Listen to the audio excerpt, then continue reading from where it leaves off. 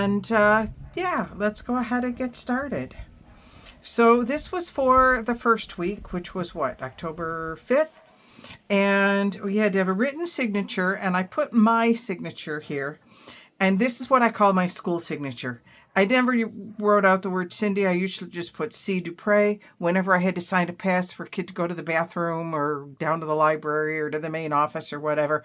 And because I didn't want the kids to be able to forge my signature well, I would do a C and then a D and then the U. But if you notice, the U kind of runs into the P. There is no E. It's kind of really gone. And then the Y is just not really much of a Y.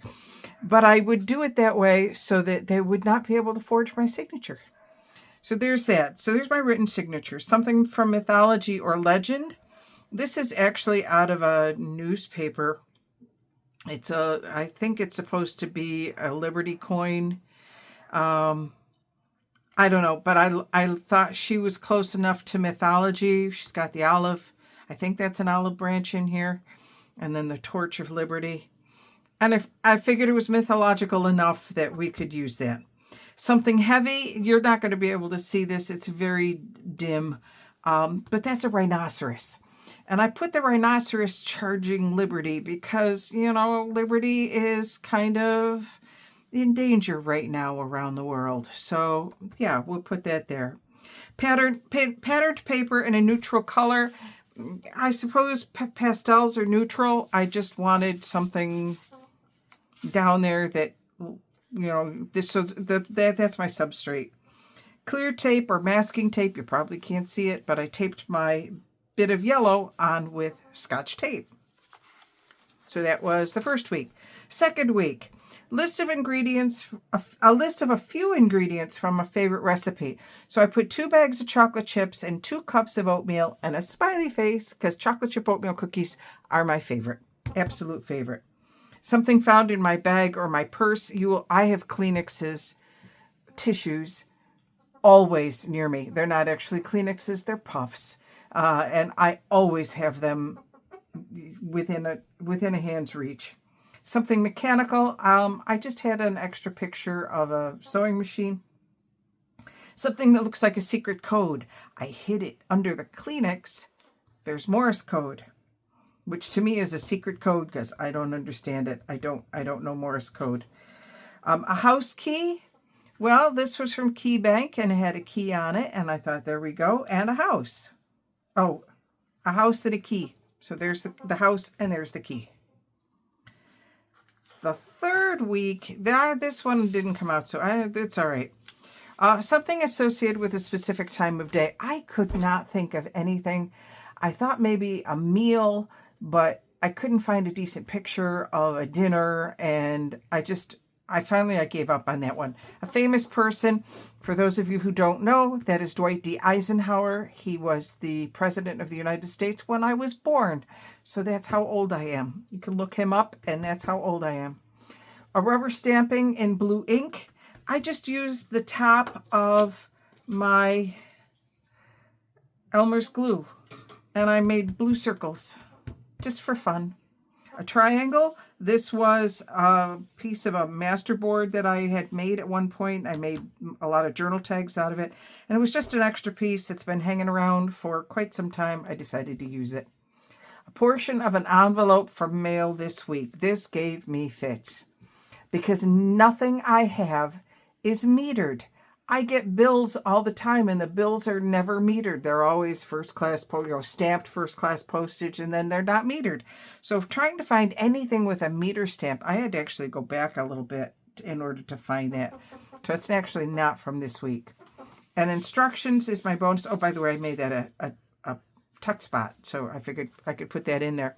This was, I don't know what it was from.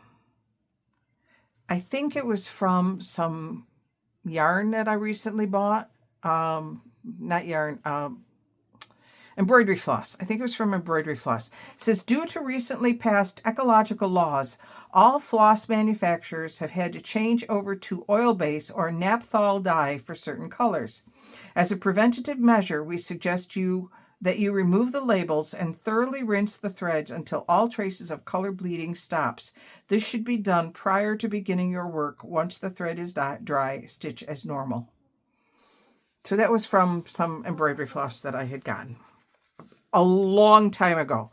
To be honest with you, I no longer embroider. I have not done that in a long time. I have made some really nice pieces over the years, but I don't really do it anymore. And so that's no longer important to me. And then this one I just had fun with. I had to have a person or an animal in motion. And I went through all of my magazine cutouts. I went through all my pictures of animals. Could not find a person or an animal in motion. And then when I was going through the magazine things, I thought, oh, wait, you have the X-Men. And they're definitely in motion. We got a lot of motion going on over here. So I put in a picture of the X-Men for a person or animal in motion. Something with a lid or a cover. I was looking for a pot. Do you think I could find a picture of a pot? Of course not. But I have a Tim Holtz person here, and she is wearing a coat, which is a cover, and she has on a hat, which is a lid. She has a lid and a cover, and I put her next to the X-Men because they're going to save her. There we go. An image from a magazine. Again, I put these two together, anything associated with water, and the image from a magazine. This is a cucumber salad, which is very watery, and I have a waterfall. An old telephone number. Okay. How many of you know Pennsylvania 65000? I almost put my old original telephone number, but I've since found out that it has been reassigned to somebody, so I didn't want to put that down there. I could have put my parents' telephone number because the exchange changed, so that is no longer a valid telephone number, but I thought this was more fun. So for those of you who don't know, look up Glenn Miller, Pennsylvania 65000. He was I don't want to say jazz, swing. He was a swing trombonist in the 40s, in the 30s and the 40s. He was my father's absolute favorite. My dad loved Glenn Miller, and I grew up on Glenn Miller music. So Pennsylvania 65000. Pennsylvania 65000. Yeah, you want to look that one up. Bonus colorful washi tape. I just have a couple pieces of tape there to hold my piece down. And that's the month of October. So I hope you're enjoying these. And if you are, please make sure you click the like button.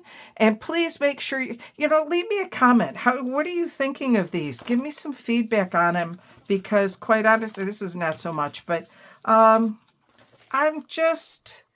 moving on. I'm trying to get better at my collaging. I don't know if anything is getting better. I have fun with them. And I suppose that's really what counts, is that I have fun. All right. Till later, this is Cindy signing off.